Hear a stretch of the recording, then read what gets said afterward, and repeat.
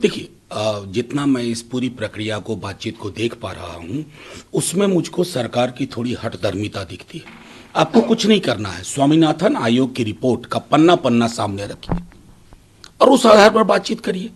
कहीं बातचीत नहीं रुकेगी।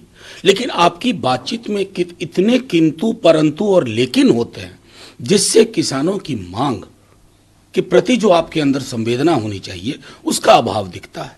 मैं समझता हूं कि ये संदेश, बाकी छोड़िए, कि एक लोकतांत्रिक देश में किसान अपनी मांग जो रख रहे हैं उस पर आपकी इस प्रकार का आपका अड़ियल रवैया पॉजिटिव संदेश नहीं दे रहा।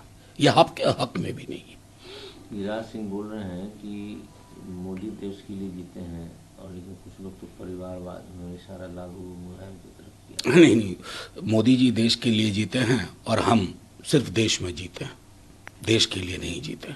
किस परिवारवाद की बात कर रहे हैं गिरिराज सिंह जी? कैलेंडर दिखा दूं क्या बीजेपी की? और परिवारवाद की सारी अवधारणा खत्म हो जाती है जब जनता आशीर्वाद दे देती है। गिरिराज जी, आप कम से कम एक आईना लेके बैठिए। कितने सारे परिवार कांग्रेस को लेकर के आप गए हैं अपने अंदर। आप कहां तो कांग्रेस मुक्त और विपक्ष मुक्त भारत कर रहे थे। आपसे बड़ा कांग्रेस युक्त बीजेपी हमने तो कभी नहीं देखा। आपके आधे से ज्यादा सांसद कांग्रेस पृष्ठभूमि से या विपक्ष के अन्य दलों की पृष्ठभूमि से। तो ये क्या तैयारी हो रही है? मुझे तो चिंता होती है और दया आती है बीजेपी के उन वर्कर्स पे जो लगातार मेहनत कर रहे हैं, लेकिन उधर से किसी को बुला लिया, इधर का वो हो गया। जब इधर का हो गया तो उधर वाले मजबूत हुए और जो इधर वाले थे वो कमजोर होते चले गए। तो ये अगर आपका रवैया, आपकी परिपाटी है गिरिराज जी। वैसे भी गिरिराज जी का डोमेन मैं जानता हूं। हलाल झटका पे बढ़िया बोलते हैं, इंडिया पाकिस्तान पे बढ़िया बोलते हैं, हिंदू मुसलमान पे बढ़िया बोलते हैं।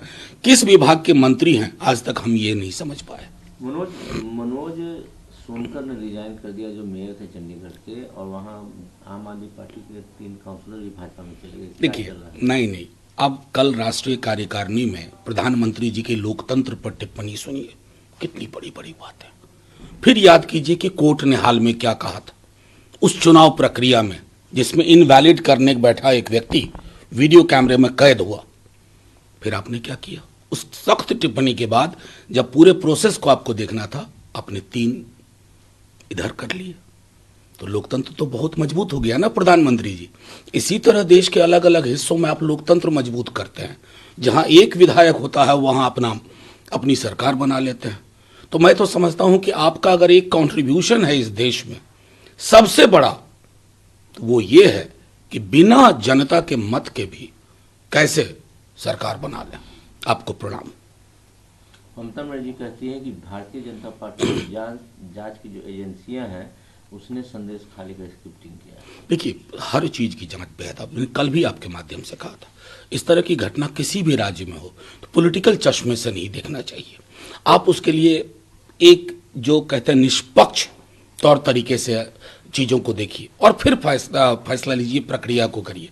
लेकिन संदकली में जो हो रहा है आप उसका राजनीतिक इस्तेमाल कर रहे हैं और जो बेजा इस्तेमाल है, झोंक देना चाहते हैं राज्यों को एक पोलराइज्ड वातावरण में, जो मैं समझता हूं लोकतंत्र के लिए, स्वस्थ लोकतंत्र के लिए कतई उचित नहीं है। वैसे कहते हैं कि अशोक चौहान के भाजपा में जाने के बाद एक क्लियर हो गया कि भाजपा की बी टीम कौन है। अब ये इस पर मैं कोई टिप्पणी नहीं करना चाहूंगा, लेकिन एक बात जरूर कहूंगा बैरिस्टर साहब को कि बैरिस्टर साहब ये जरूर देखिए